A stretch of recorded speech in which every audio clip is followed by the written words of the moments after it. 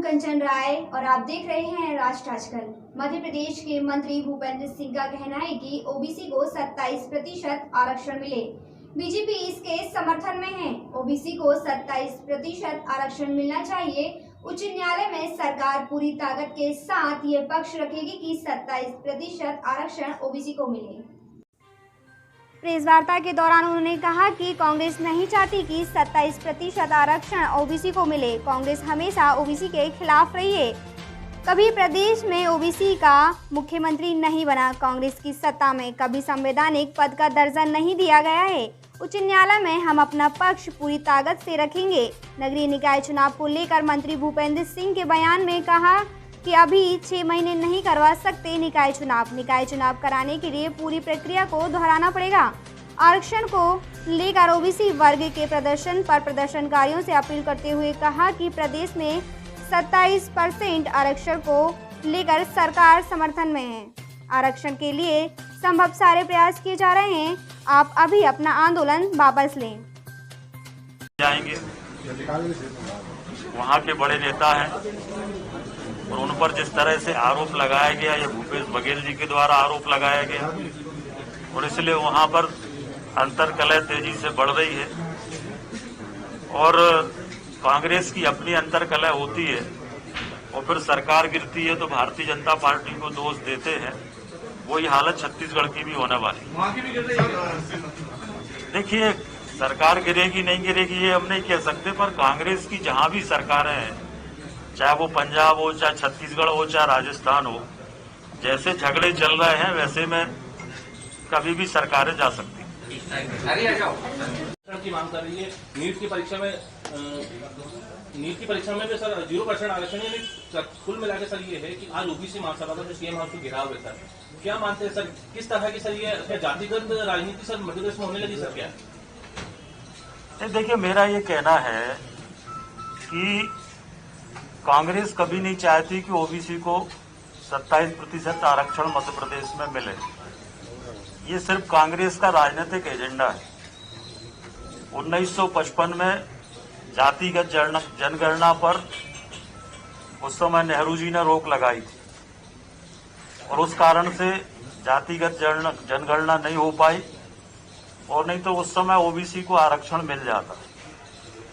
कांग्रेस हमेशा ओबीसी के खिलाफ रही है। मध्य प्रदेश में आज तक कभी ओबीसी का मुख्यमंत्री नहीं बना। ओबीसी जो हमारा पिछड़ा वर्ग आयोग है, उसको संवैधानिक दर्जा देने का काम भारत सरकार ने पहली बार किया है। कांग्रेस की सरकार में कभी संवैधानिक दर्जा नहीं दिया गया। साथ में हमारी सरकार इसको लेकर विधानसभा में स्टैंडिंग कमेटी भी बना रही है, जो इस आरक्षण को लेकर पूरा अध्ययन करेगी और सारे तथ्यों के साथ आने वाले समय में हम लोग हाईकोर्ट में अपना पक्ष रखेंगे। इसलिए स्पष्ट है कि हमारी सरकार पूरी तरह से 27% आरक्षण ओबीसी को मिले इस पक्ष में है और हम पूरी तरह से उसका समर्थन करते हैं। सर, सागर स्मार्ट सिटी को लेकर जवाब दिया है कि वो जब तक कोरोना की तीसरी वेव की आशंका है नगरीय निकाय नहीं हुई, तो अब कब तक संभावना लग रही है आपको नगरीय निकाय? देखिए, इसके दो कारण हैं।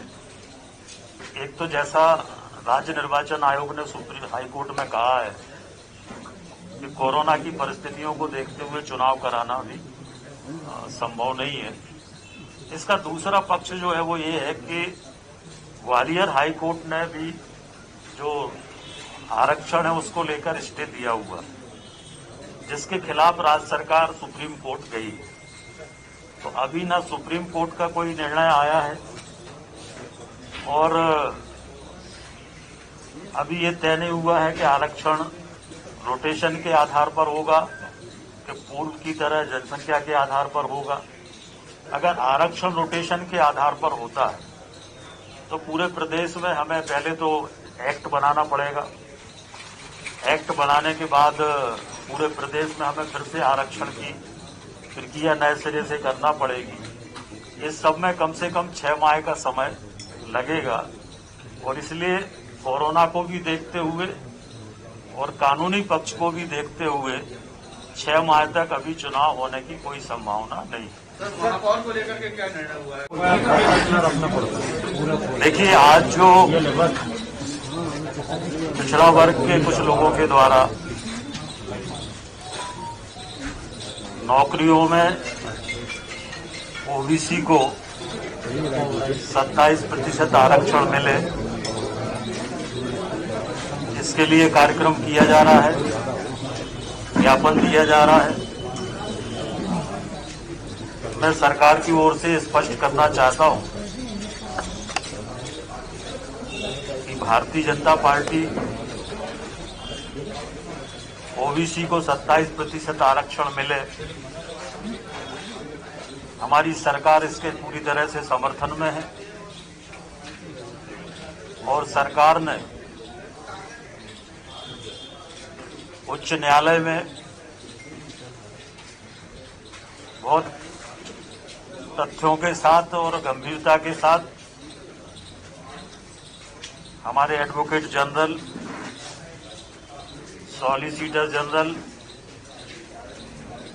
ने ये बात रखी कि मध्य प्रदेश में चूंकि ओबीसी की आबादी 50% से अधिक है, इसलिए ओबीसी को 27% आरक्षण मध्य प्रदेश में मिलना चाहिए। साथ में ये भी कहा, 14 जुलाई को जब सुनवाई हुई हाई कोर्ट में, तो हमारे एडवोकेट जनरल की ओर से ये भी कहा गया कि अभी कोरोना काल में हम लोगों को डॉक्टर्स की भर्तियां करना है और इसलिए ये 27% की छूट सरकार को दी जाए। उस पर हाई कोर्ट ने ये कहा कि अभी जो आप नियुक्तियां करेंगे